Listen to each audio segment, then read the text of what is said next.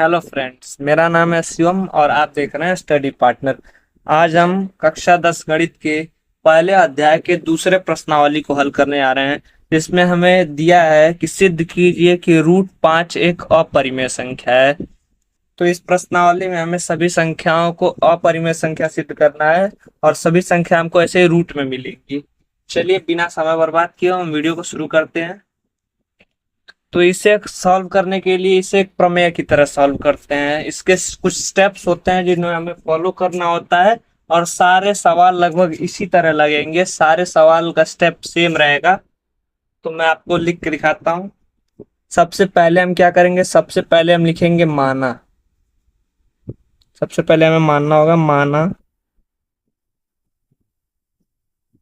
अब हमें क्या यहाँ लिखा है, अपरिमेय संख्या है। रूट 5 एक अपरिमेय संख्या, तो हम इसे एक परिमेय संख्या मानेंगे। हम लिखेंगे माना रूट 5 एक परिमेय संख्या है।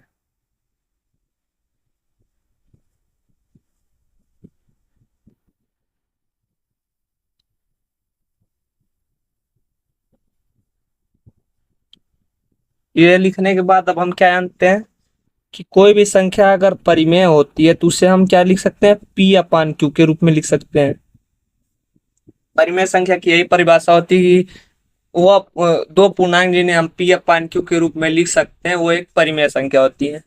इसके अलावा क्या और नियम होता है, जो क्यू मतलब क्या, हमारा जो नीचे का हर है, क्यू की वैल्यू क्या होनी चाहिए, जीरो नहीं होनी चाहिए, जीरो के बराबर नहीं होनी चाहिए।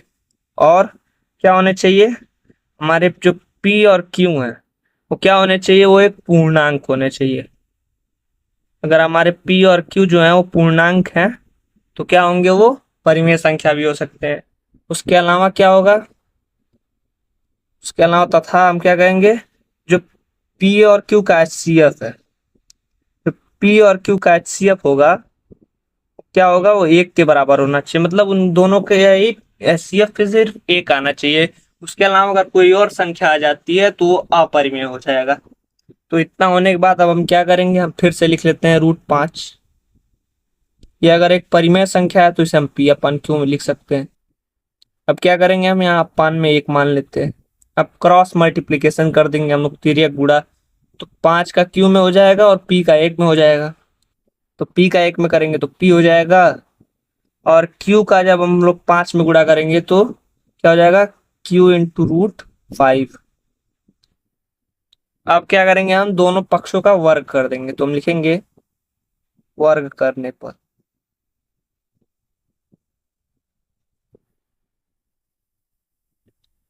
जब हम इनका वर्ग करेंगे तो ये पी का वर्ग करेंगे तो पी स्क्वायर हो जाएगा, क्यू का करेंगे तो क्यू स्क्वायर हो जाएगा, और रूट 5 का करेंगे तो रूट हट जाता है। जब भी किसी रूट में संख्या का वर्ग करते हैं तो उसके ऊपर से रूट हट जाता है, तो ये 5 हो जाएगा। अब हम क्या करेंगे, हम इसी को क्या करेंगे, समीकरण एक मान लेंगे।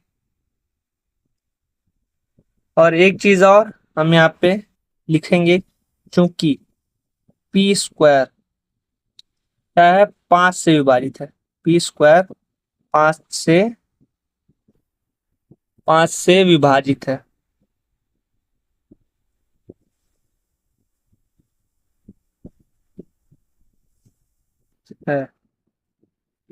इसलिए पी भी 5 से विभाजित होगा।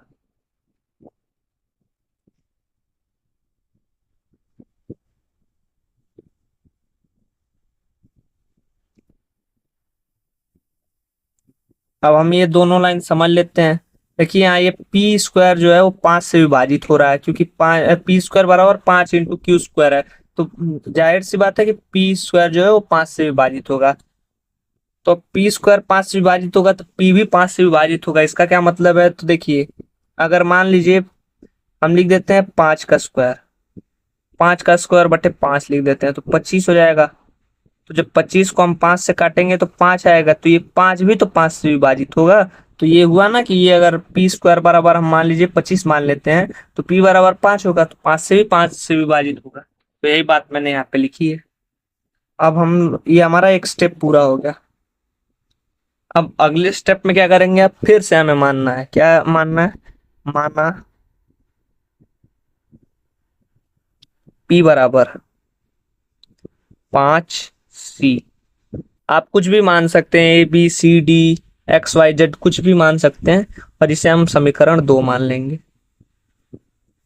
अब क्या होगा, अब इधर भी हम दोनों साइड वर्ग कर देंगे, तो लिखेंगे हम वर्ग करने पर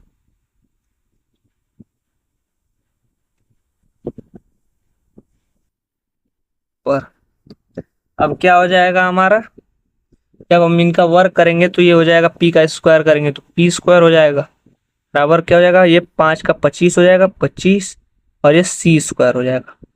और अभी हमने देखा था कि पी स्क्वायर की जो वैल्यू है वो 5Q है, तो हम क्या करेंगे, यहाँ से ये वैल्यू उठा के यहाँ पे रख देंगे, तो पी स्क्वायर बराबर 5Q स्क्वायर हो जाएगा, और क्या हो जाएगा, इसके बराबर क्या हो जाएगा, 25C स्क्वायर। अब देखिए 5 को इधर भेज देते हैं, तो क्यू स्क्वायर बराबर होगा 25/5C स्क्वायर। अब 5 से कट जाएगा, तो क्यू स्क्वायर बराबर क्या हो जाएगा, 5C स्क्वायर। अब वही सेम चीज, इसको समीकरण 3 मान लेंगे हम, और यहाँ भी वही सेम चीज लिखेंगे, क्योंकि क्यू स्क्वायर, क्यू स्क्वायर क्या है, 5 से विभाजित है,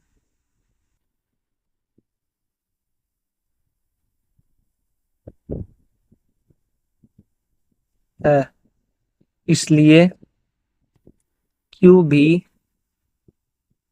5 से विभाजित होगा।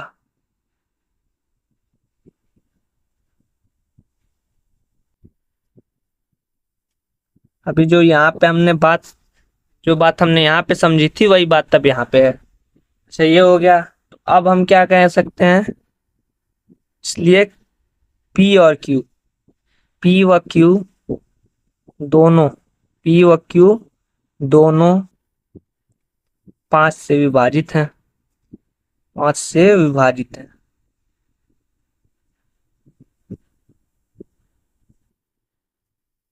हाँ, तो जो इनका, इसलिए इनका जो HCF होगा, HCF हाईएस्ट कॉमन फैक्टर जो जाएगा पी और क्यू का, क्या होगा, वो जो है वो 5 है, जो 1 के बराबर नहीं है, क्योंकि अगर कोई संख्या दो ये दोनों ही संख्या 5 से विभाजित हो रही हैं, तो इनका HCF जो है वो 5 हो जाएगा।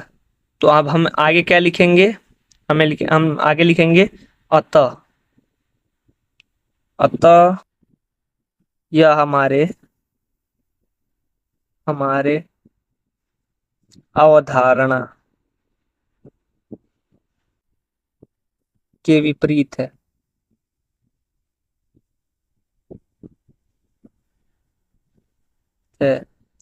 इस कारण √5 एक अपरिमेय संख्या है।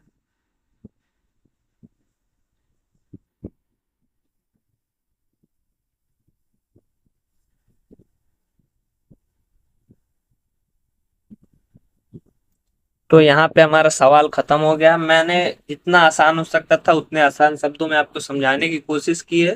मुझे उम्मीद है कि ये सवाल आपको समझ में आया होगा, और वीडियो अच्छी लगी होगी तो वीडियो को लाइक करें। वीडियो देखने के लिए आप सभी का बहुत बहुत धन्यवाद।